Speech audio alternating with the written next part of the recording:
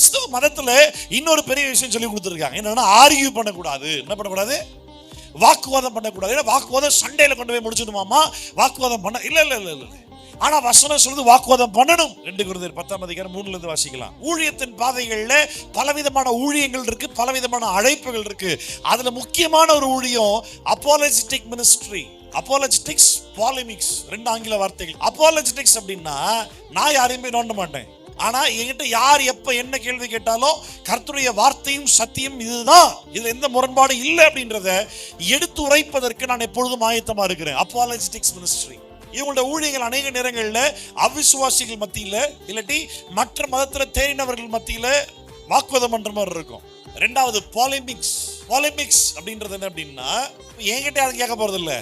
இப்ப வம்புக்கு நானே போய் நோண்ட போறேன். ஒருத்தனை போய் நீ யார், நீ இந்துவா, ஏன் நம்புற, எதுக்கு நம்புற, அது கரெக்டா, அது கரெக்ட் இல்ல, ஏன் கரெக்ட் இல்ல தெரியுமா, ஏன் தெய்வம் இல்ல தெரியுமா, நான் ஏன் இயேசு. இது பாலிமிக்ஸ் மினிஸ்ட்ரி. அத்தேன் பட்டணத்துல பவுல் சுத்தி வராரு, பார்த்துட்டே இருக்காரு, மார்க்கெட் பிளேஸ் பாக்குறாரு. தெய்வங்களும் பலவிதமான தெய்வங்களுக்கு பலிபீடத்தை செலுத்தி வச்சிருக்காங்க. அதுல ஒரு பலிபீடம் இருக்குது, அறியப்படாத தேவனுக்கான பலிபீடம். பவுல் சொல்றாரு, நீ எல்லாமே தெரியுன்ற பேர் வச்சிருக்கிறல்ல, அதெல்லாம் தாண்டி ஒரு வேளை ஒரு தெய்வம் இருந்துச்சுன்னா அதனால எந்த விக்கிரமும் இல்லாம எம்டியா ஒரு சாக்ரிஃபைசிங் பிளேஸ் வச்சிருக்க பத்தியா, பலிபீடம். பவுல் அவங்கள போய் நோண்டி பேசுறாரு. உனக்கு தெரியாத தெய்வத்தை நான் சொல்லட்டுமா அப்படின்னு. இயேசுனா யாரு, ரட்சிப்புனா என்ன, சிலுவை மரணம்னா என்ன, மனிதனுடைய உயிர்த்தெழுதல்னா என்ன அப்படின்றத அவங்க மத்தியில இவரு போய் அவங்க நோண்டி பேசிட்டு இருக்கிறாரு. இன்னும் யாராவது ஊழியத்தை செய்யறா?